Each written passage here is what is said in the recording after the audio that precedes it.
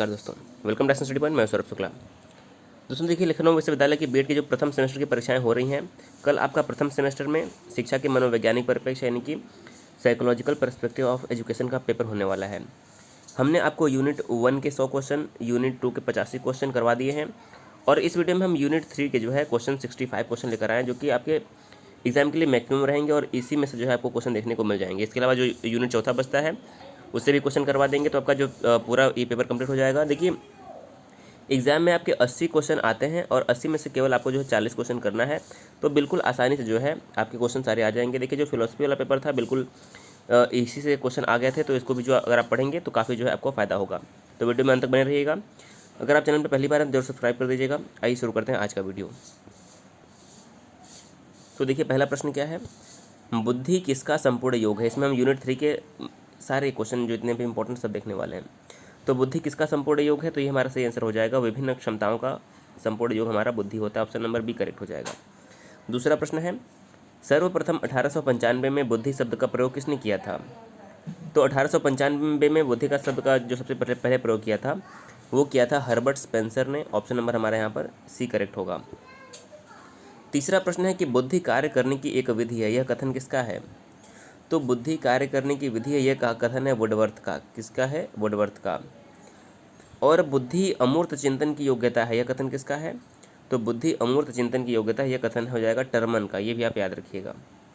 चौथा प्रश्न है, बुद्धि का एक कारक सिद्धांत किसने दिया है, यानी कि वन फैक्टर थ्योरी। तो देखिए, जहाँ पर भी एक कारक की बात आएगी वहाँ पर आपको अल्फ्रेड बिने का नाम याद रखना है, और जहाँ पर द्विकारक की बात आएगी वहाँ पर आपको स्पीयरमैन का नाम याद रखना है।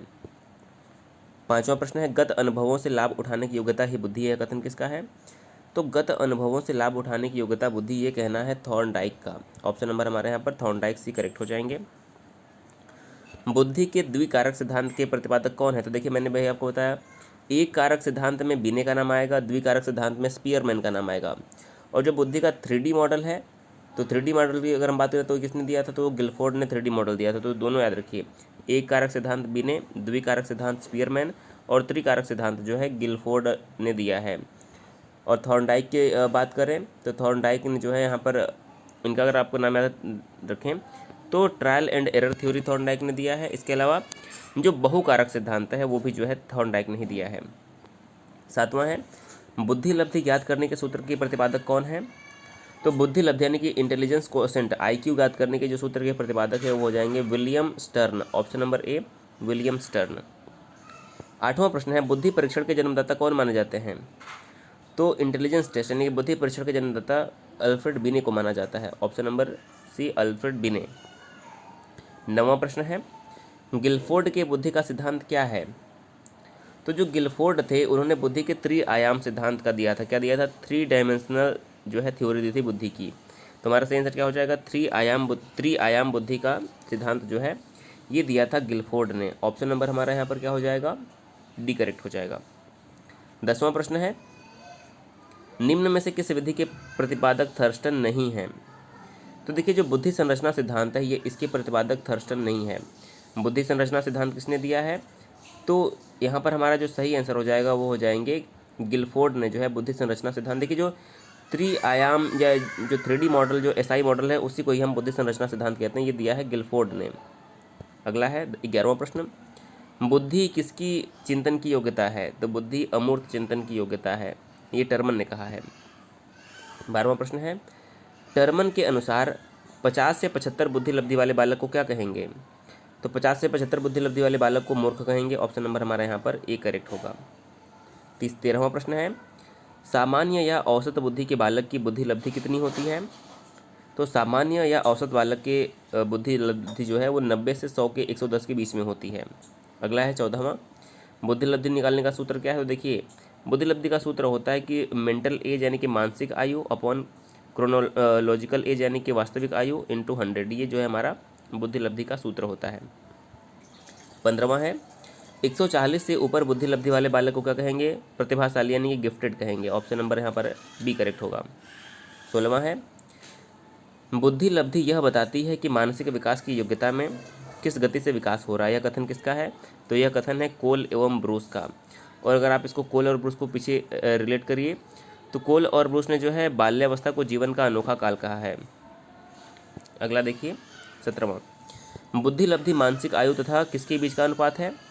तो बुद्धि लब्धि मानसिक आयु तथा वास्तविक आयु के बीच का अनुपात है, मानसिक आयु तथा वास्तविक आयु। 18वां प्रश्न है, सन 1916 में बुद्धि लब्धि के विचार का सर्वप्रथम प्रयोग किसके परीक्षण में किया गया? तो स्टैनफोर्ड बिने ने जो है 1916 में इनके द्वारा सबसे पहले बुद्धि लब्धि का जो है परीक्षण किया गया, इसका प्रयोग किया गया।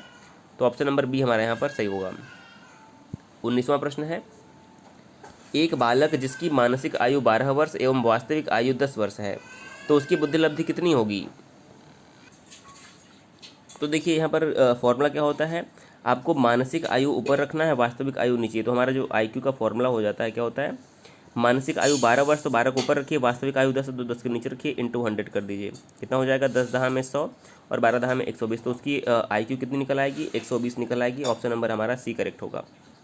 20वां प्रश्न है, किस मनोवैज्ञानिक ने अपने बुद्धि सिद्धांत में बुद्धि को उद्दीपक अनुक्रिया सिद्धांत पर आधारित किया था?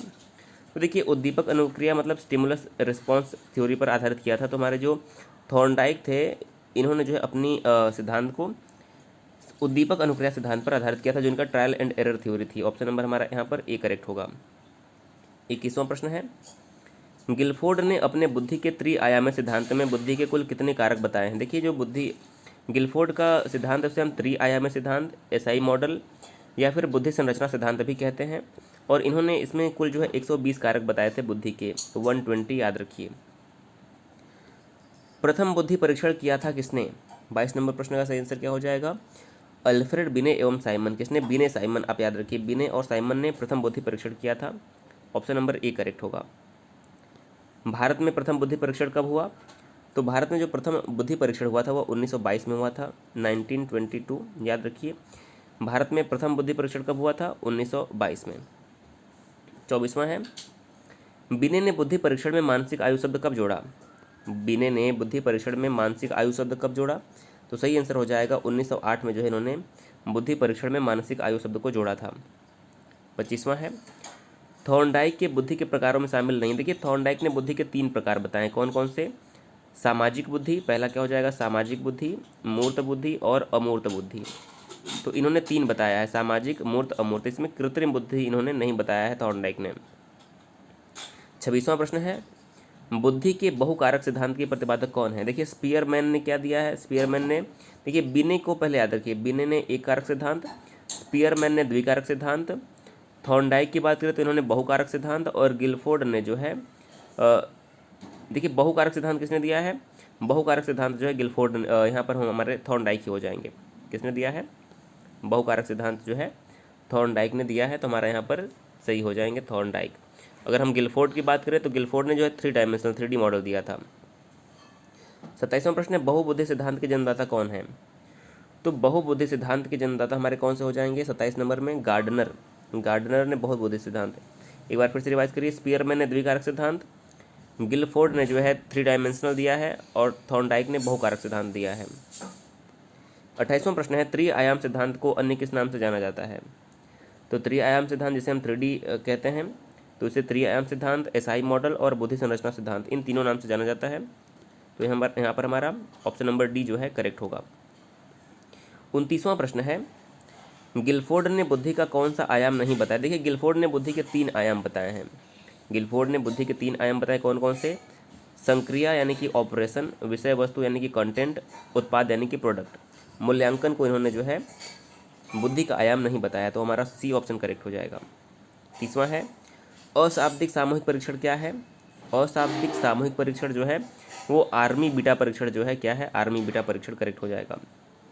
31वां है, जलोटा ने कौन सा परीक्षण दिया है? तो जलोटा ने सामूहिक बुद्धि परीक्षण जो है दिया है। ऑप्शन नंबर ए सामूहिक बुद्धि परीक्षण करेक्ट हो जाएगा। 32वां है, थॉर्नडाइक का बुद्धि सिद्धांत संबंधित सिद्धांत है कौन सा? तो देखिए थॉर्नडाइक ने दिया था बहुतत्व सिद्धांत, बहुकारक सिद्धांत। एक बार फिर से अगर आप चाहें तो रिवाइज कर देखिए, एक तत्व सिद्धांत का नाम आएगा तो आपका आंसर बिने हो जाएगा। द्वितत्व सिद्धांत जो हमारे कौन हो जाएंगे? स्पेंसर हो जाएंगे। एक तत्व सिद्धांत बिने, द्वितत्व का स्पीयरमैन, त्रिआयामी में हमारे कौन से हो जाएंगे? गिलफोर्ड, और बहुतत्व में हो जाएंगे थॉर्नडाइक। बहुतत्व या बहुकारक Thorndike. Option number C correct हो जाएगा। 0 से 25 बुद्धि लब्धि को क्या कहते हैं? तो जो 0 से 25 हो जाएगा ये जड़ बालक हो जाएगा, ऑप्शन नंबर बी करेक्ट हो जाएगा। भाटिया का परीक्षण संबंधित है किससे? बुद्धि के मापन से, ऑप्शन नंबर बी करेक्ट होगा। वेस्लर परीक्षण का संबंध किससे है? तो ये भी जो है बुद्धि मापन से संबंधित है, वेस्लर का परीक्षण। 36वां प्रश्न है, बुद्धि को नापने के लिए पहली मनोवैज्ञानिक प्रयोगशाला कहाँ पर बनाई गई? तो बुद्धि को नापने के लिए पहली मनोवैज्ञानिक प्रयोगशाला जर्मनी में बनाई गई थी, ऑप्शन नंबर ए हमारा यहाँ पर सही होगा। 37वां प्रश्न है, गार्डनर ने बुद्धि के 7 अधिमान निर्धारित किए, इन 7 अधिमानों में से शामिल नहीं है। देखिए गार्डनर के 7 अधिमानों में स्थान संबंधी, अंतर्वैयक्तिक, भाषा संबंधी सब थे, लेकिन इसमें भावात्मक बुद्धि की बात इन्होंने नहीं की है, तो सी ऑप्शन सही होगा। 38वां प्रश्न है, बुद्धि का कौन सा सिद्धांत सामान्य बुद्धि जी एवं विशिष्ट बुद्धि एस की उपस्थिति का समर्थन करता है? देखिए एक फैक्टर जी हो गया जनरल फैक्टर, एस यानी कि स्पेसिफिक फैक्टर, तो ये हमारा हो जाएगा द्वि सिद्धांत, स्पीयरमैन का द्विखंड सिद्धांत। सही आंसर क्या हो जाएगा? 38 का ए, स्पीयरमैन का द्विखंड सिद्धांत, ऑप्शन नंबर ए करेक्ट होगा। 39वां है, जड़ बुद्धि वाले बालक की बुद्धि लब्धि कितनी होती है? तो देखिए जो जड़ बुद्धि वाले बालक होते हैं उनकी जो बुद्धि लब्धि होती है वो 25 से कम होती है। कितनी होती है? 25 से कम। तो हमारे यहाँ पर कोई भी ऑप्शन सही नहीं है, 25 से कम आप याद रखिए। 40वां है, भाटिया बैटरी का प्रयोग किस परीक्षण हेतु किया जाता है? तो जो भाटिया बैटरी का परीक्षण का प्रयोग है वो बुद्धि परीक्षण के लिए किया जाता है। 41वां है, अवधारणाओं का विकास मुख्य रूप से हिस्सा है किसका? तो जो अवधारणाओं यानी कि कॉन्सेप्ट का डेवलपमेंट होता है यह बौद्धिक विकास का हिस्सा होता है, बौद्धिक विकास यानी कि कॉग्निटिव डेवलपमेंट। 42वां है, अब देखिए क्रिएटिविटी से कुछ क्वेश्चन आते हैं, यानी कि सृजनात्मकता से क्वेश्चन आते हैं। सृजनात्मकता से क्या तात्पर्य है? तो ये हो जाएगा नव निर्माण, new construction, B option correct हो जाएगा। 43वां है, निम्नलिखित में से कौन सा सृजनात्मकता का तत्व नहीं है? देखिए सृजनात्मकता के 4 तत्व जो है माने गए हैं। पहला कौन सा होता है? देखिए पहला होता है फ्लुएंसी यानी कि धारा प्रवाहता, दूसरा क्या हो जाएगा लचीलापन यानी कि फ्लेक्सिबिलिटी, तीसरा होता है मौलिकता, और चौथा जो हमारा है वह है इलेबोरेशन। क्या होता है? इलेबोरेशन यानी कि किसी भी चीज़ को विस्तार करना, उसे हम हिंदी में कहते हैं विस्तारण। स्मृतिकरण जो है सृजनात्मकता का तत्व नहीं है, इसको आप याद रखिए। 44वां प्रश्न है, बुद्धि एवं सृजनात्मकता में किस प्रकार का सहसंबंध पाया जाता है? तो बुद्धि और सृजनात्मकता में धनात्मक सहसंबंध पाया जाता है, पॉजिटिव कोरिलेशन पाया जाता है। 45वां है, सृजनात्मकता का मुख्य रूप से संबंध है किससे? सही हो जाएगा अपसारी यानी कि डाइवर्जेंट थिंकिंग से, अपसारी चिंतन से। अगला है 46वां, गिलफोर्ड ने अभिसारी चिंतन पद का प्रयोग किसके समान अर्थ में किया है? तो जो गिलफोर्ड ने ये अभिसारी चिंतन शब्द का प्रयोग किया है वह सृजनात्मकता के अर्थ में किया है, बी करेक्ट होगा। 47वां है, निम्न में से सृजनात्मकता को प्रभावित करने वाला कारक कौन सा नहीं है? तो देखिए निद्रा जो है सृजनात्मकता को प्रभावित करने वाला कोई भी कारक यहाँ पर नहीं है। अगला है 48, सृजनात्मकता के पद कौन कौन से हैं? तो देखिए नवीनता होना चाहिए, उपयोगिता होनी चाहिए, नवीनता उपयोगिता दोनों, तो हमारे यहाँ पर सी करेक्ट होगा, नवीनता एवं उपयोगिता दोनों होनी चाहिए। 49 है, सृजनशीलता का मापन किसने किया? तो सृजनशीलता का जो मापन है वो किया था गिलफोर्ड और टोरेंस ने, ऑप्शन नंबर ए गिलफोर्ड और टोरेंस करेक्ट आंसर हो जाएगा। 50वां है, टोरेंस के तार्किकता परीक्षण से किसका मापन नहीं होता है? तो देखिए इससे धारा प्रवाहिता, लचीलापन और मौलिकता का मापन होता है, लेकिन तार्किकता का मापन नहीं होता है, ए ऑप्शन करेक्ट हो जाएगा। 51 नंबर प्रश्न है, भारत में सृजनशीलता का परीक्षण बालकों पर किसने किया? तो ये किया था बी के पासी ने, ऑप्शन नंबर ए हमारे यहाँ पर सही होगा। 52 नंबर प्रश्न है, निम्न में से कौन अधिगमकर्ता की सृजनात्मकता से संबंधित नहीं है?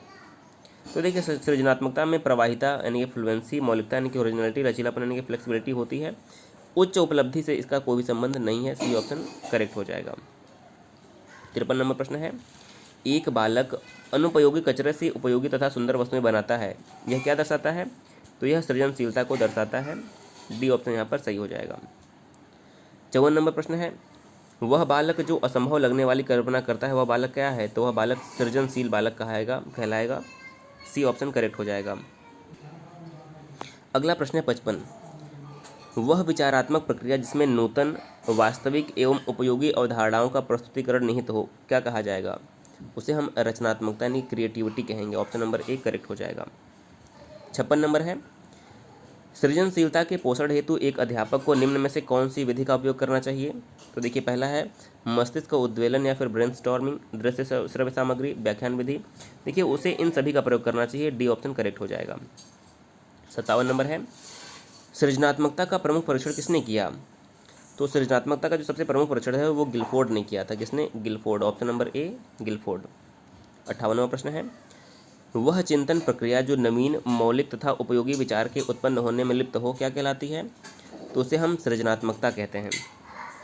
59 है, बालक सृजनात्मक योग्यता रखता है यदि वह क्या करता है। तो यदि बालक में प्रबल जिज्ञासा है, यानी कि जिज्ञासावश यदि वह प्रश्न पूछता है तो वह सृजनात्मक योग्यता रखता है। तो 59 का हमारा ऑप्शन नंबर ए जो है करेक्ट हो जाएगा।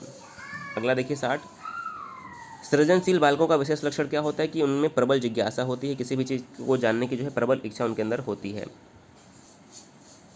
अगला प्रश्न है, निम्न में से कौन सा कथन बुद्धि के विषय में सत्य नहीं है। तो देखिए पहला लिखा है कि यह एक व्यक्ति की मानसिक क्षमता है, बिल्कुल सही है। यह सामंजस्य स्थापित करने में सहायक होती है, बिल्कुल सही है। यह व्यवहार की गुणवत्ता से आंकी जाती है, ये भी सही है। यह स्थायी एवं अपरिवर्तनशील, देखिए ये गलत है। बुद्धि जो है न तो स्थायी होती है और न ही अपरिवर्तनशील, तो ये बुद्धि की विशेषता नहीं है। तो डी ऑप्शन हमारे यहाँ पर करेक्ट हो जाएगा। अगला है, अशाब्दिक बुद्धि परीक्षणों का प्रयोग किया जा सकता है किसके लिए। तो देखिए अशाब्दिक बुद्धि परीक्षण का प्रयोग अशिक्षित वर्ग के लिए किया जा सकता है, ताकि वो जो है, क्योंकि अशाब्दिक में हमारा कोई भी शब्द नहीं रहेगा।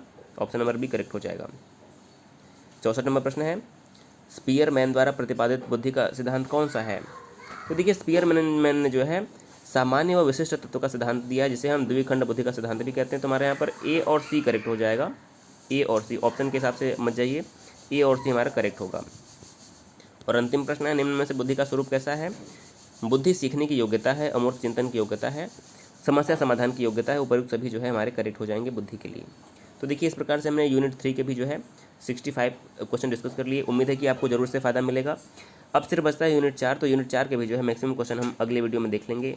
इसलिए वीडियो को शेयर कर दीजिए, चैनल को सब्सक्राइब करिए। आपको वीडियो के सारे अगर अच्छे लग रहे हैं, कोई भी फ़ायदा मिल रहा है, तो आप जो है कमेंट करके बताइए कि वीडियो आपको कैसा लगा। वीडियो देखने के लिए बहुत बहुत धन्यवाद।